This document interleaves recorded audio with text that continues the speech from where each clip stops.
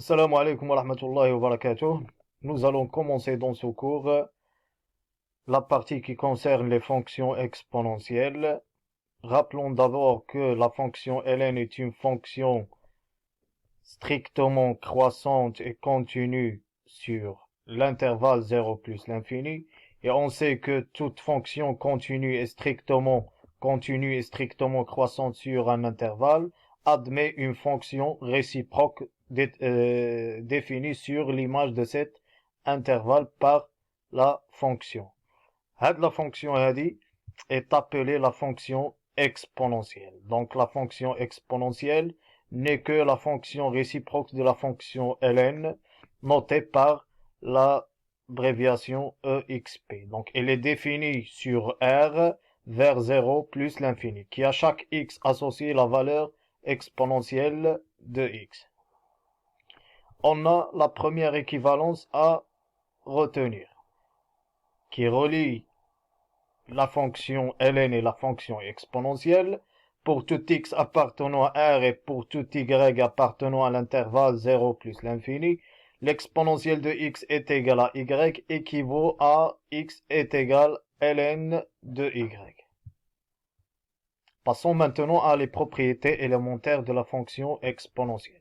La première propriété, remarquons que l'ensemble des images qui est 0 plus l'infini, il contient seulement les valeurs ou les nombres réels strictement positifs. Donc la première propriété, pour tout x appartenant à R, on a l'exponentielle de x, elle est strictement supérieure à 0. Passons maintenant à la deuxième propriété. Pour tout x appartenant à R, ln de l'exponentielle de x est égal à x. Donc composé de deux fonctions est une fonction identité. Donc l'image de n'importe quel élément est égale lui-même.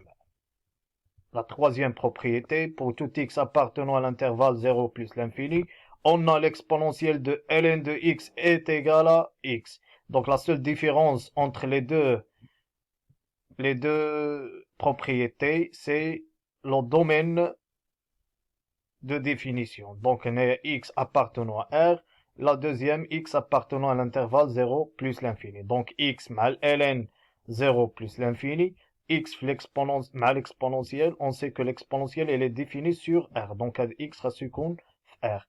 Et x هذا راسكون dans l'intervalle 0 plus l'infini.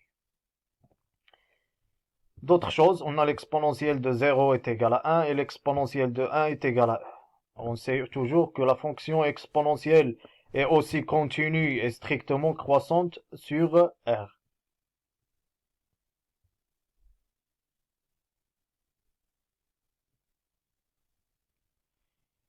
Pour tout x appartenant et y appartenant à R, on a l'équivalence suivante.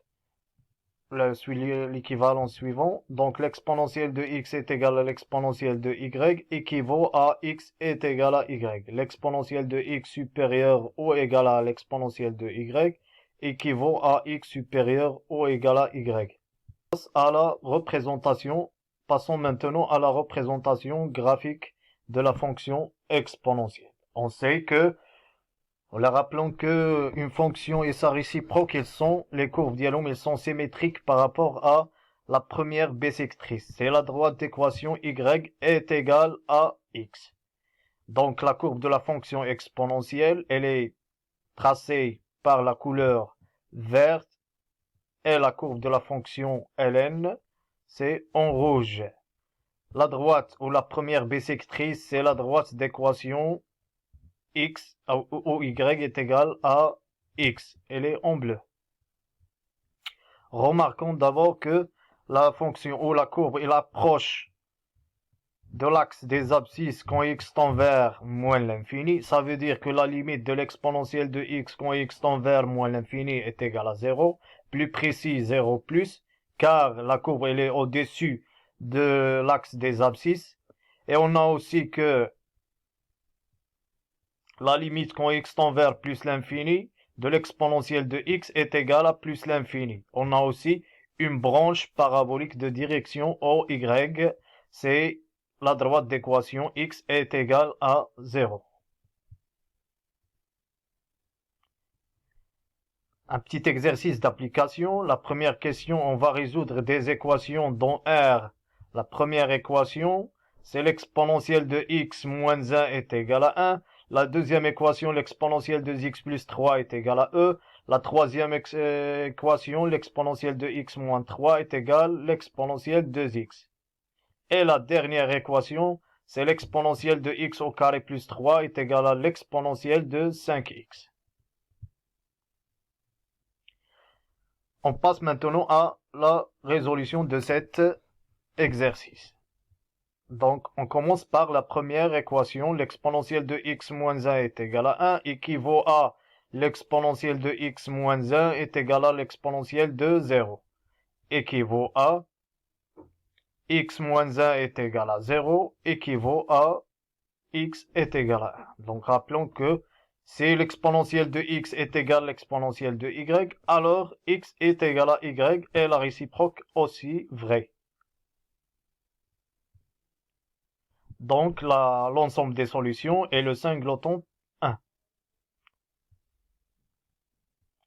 Passons maintenant à la deuxième équation. C'est l'exponentielle de x plus 3 est égal à e, équivalent à l'exponentielle de x plus 3. On sait que e n'est que l'exponentielle de 1, équivaut à 2x plus 3 est égal à 1. Donc, est une équation du premier degré à une seule inconnue.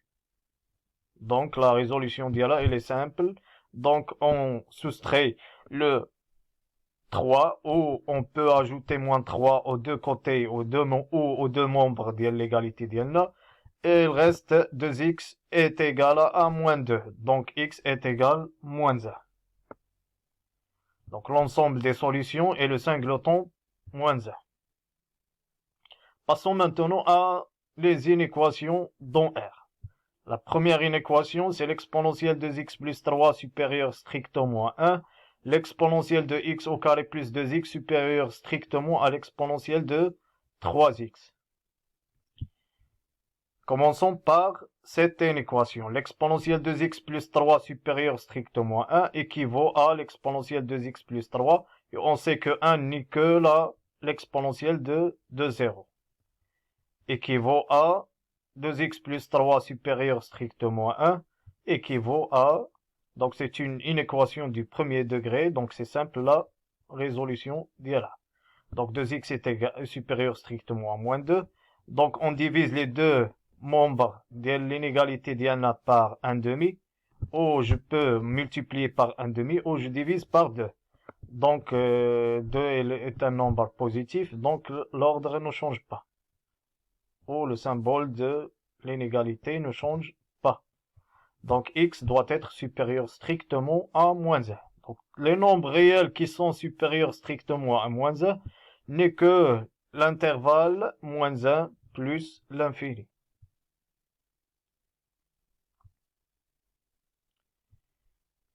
On passe maintenant à la partie numéro 2, c'est les propriétés de la fonction exponentielle et on va voir la nouvelle notation.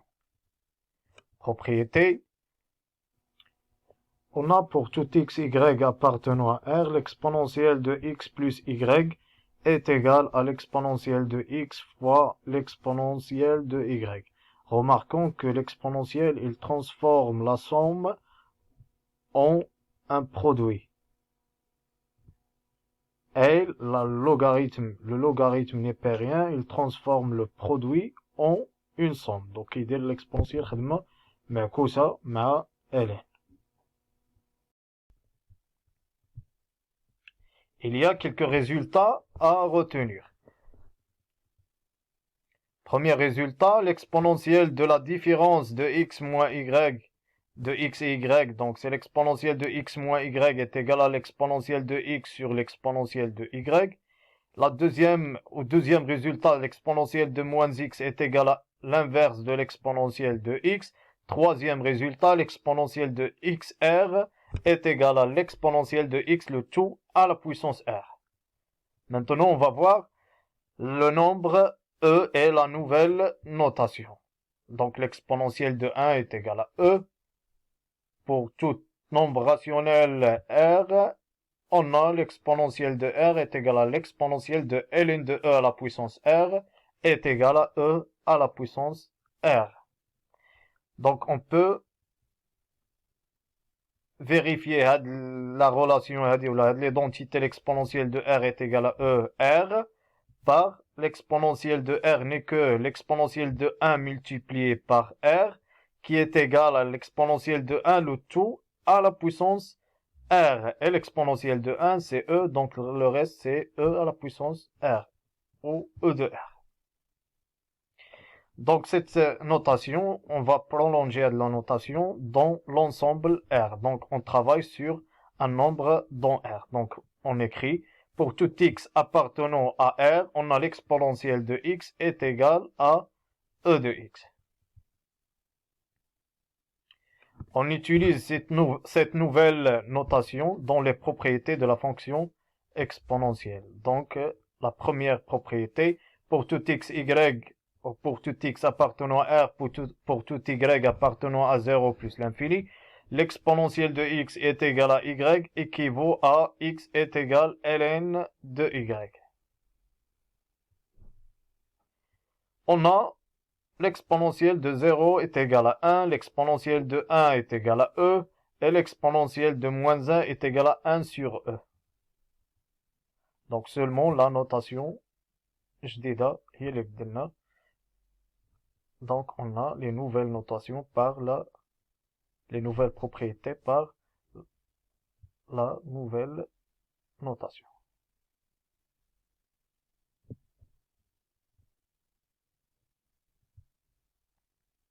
Exponentielle, chapitre numéro 3, étude de la fonction exponentielle. Premièrement, on va voir la dérivée de la fonction exponentielle. La fonction exponentielle est une fonction dérivable sur R, car c'est une fonction réciproque d'une fonction dérivable sur son domaine de définition. On a la dérivée de la fonction exponentielle et l'exponentielle, c'est-à-dire pour tout x appartenant à R, l'exponentielle de x' est égale à l'exponentielle de x. Dérivée de la fonction composée de deux fonctions, fonction u et une fonction exponentielle. Donc c'est la fonction qui à chaque x associe la valeur exponentielle u de x. Propriété, soit u une fonction dérivable sur un intervalle i, la fonction qui à chaque x associe l'exponentielle u de x est dérivable sur i, et on a pour tout x appartenant à i, l'exponentielle u de x, le tout prime, c'est u prime de x fois l'exponentielle u de x. Passons maintenant à une corollaire. La fonction u est dérivable sur i. Les fonctions primitives de la fonction qui à chaque x associée u' de x fois l'exponentielle u de x sur l'intervalle i, ce sont les fonctions qui s'écrivent de la forme exponentielle u de x plus exponentielle u de x plus k. Donc c'est les fonctions qui à chaque x associent l'exponentielle u de x plus k, tel que k est une constante réelle. Passons maintenant à les limites de la fonction exponentielle ou calcul des limites de la fonction exponentielle. Propriété numéro 1. On a des limites de référence à retenir. Donc la première limite, c'est la limite de l'exponentielle de x quand x tend vers plus l'infini est égale à plus l'infini. Deuxième limite, la limite de l'exponentielle de x quand x tend vers moins l'infini est égale à 0 plus. La troisième limite, la limite de l'exponentielle de x sur x quand x tend vers plus l'infini est égale à plus l'infini. Quatrième limite, limite de x fois l'exponentielle de x quand x tend vers moins l'infini est égale à 0. Donc, remarque, Si l'exposant de x est impair, donc on dit que cette fonction qui a chaque x associé x fois l'exponentielle de x, il tend vers 0 par valeur négative. Ça veut dire 0 moins si l'exposant est impair. 1, 3, 4, 5, 1, 3, 5, 7, 9, etc. Si l'exposant est pair, 2, 4, 6, etc. Donc la limite, elle donne 0 plus. Donc cette fonction, il tend vers 0 par valeur positive. Cinquième limite, c'est le nombre dérivé en 0. Donc la limite de l'exponentielle de x moins 1 sur x quand x tend vers 0 est égale à 1. Propriété numéro 2, soit n un entier naturel non nul. La limite de l'exponentielle de x sur x à la puissance n quand x tend vers plus l'infini est égale à plus l'infini. Aussi, on a la limite de x à la puissance n fois l'exponentielle de x quand x tend vers moins l'infini est égale à 0. Remarquons que l'exponentielle, elle est plus forte que les fonctions polynômes ou les monomes qui s'écrit sous la forme x à la puissance n. La même chose بالنسبة للثانية. Donc la limite de x à la puissance n fois l'exponentielle de x. Donc l'exponentielle de x voit le fortiori. Donc c'est la limite de l'exponentielle de x quand x tend vers moins l'infini est égal à 0. Petit exemple. Prenons l'exemple suivant. L'exemple suivant. La limite de 2 fois l'exponentielle moins 2x plus 3 fois l'exponentielle de x quand x tend vers plus l'infini. En effet, on a la limite de 2 fois l'exponentielle moins 2x quand x tend vers plus l'infini est égal à 0 et la limite de 3 fois l'exponentielle de x quand x tend vers plus l'infini est égal à plus l'infini. Donc 0 plus l'infini est égal à plus l'infini. Soit f une fonction dérivable sur R par, on a une fonction, soit f une fonction définie sur R par f de x est égal à l'exponentielle moins 2x plus 3 fois l'exponentielle de x plus 1 demi. Question numéro 1. Calculer f' de x pour tout x appartenant à R. Ça veut dire la dérivée de la fonction f. Deuxième question. Déterminons une fonction primitive de la fonction petit f sur R. Une fonction primitive. Donc l'exercice ne demande pas toutes les primitives, seulement une primitive. Donc on n'ajoute pas la constante k.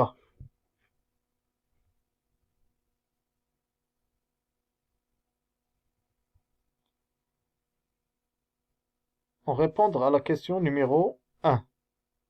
Donc la dérivée c'est simple. Donc u, l'exponentielle de u, le tout prime, c'est u' fois l'exponentielle de i. U' fois l'exponentielle de u. Donc le résultat d'il u, c'est la fonction qui a chaque x associé moins 2x. Donc c'est simple.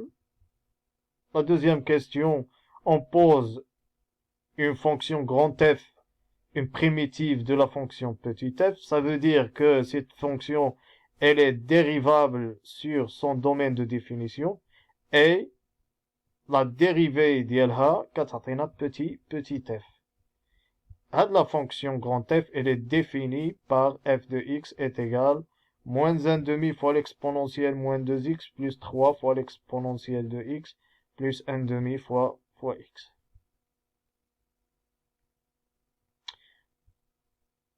On termine par cet exercice. Calculons les limites des fonctions suivantes. Première limite. La limite de l'exponentielle de x moins x quand x tend vers 0. Deuxième limite, c'est la limite de l'exponentielle de x quand x tend vers moins l'infini. La limite de l'exponentielle de x moins x quand x tend vers moins l'infini. Troisième limite, c'est la limite de l'exponentielle moins x quand x tend vers plus l'infini. Et la quatrième limite, c'est la limite de l'exponentielle de x moins 2 fois x au carré, moins x quand x tend vers plus l'infini. Cinquième limite, c'est la limite de l'exponentielle de x moins 2 fois x au carré, moins x quand x tend vers plus l'infini. La dernière limite, c'est la limite de l'exponentielle de 1 sur x moins 1, le tout multiplié par x quand x tend vers plus l'infini. Prenez une feuille et essayez de calculer ces limites.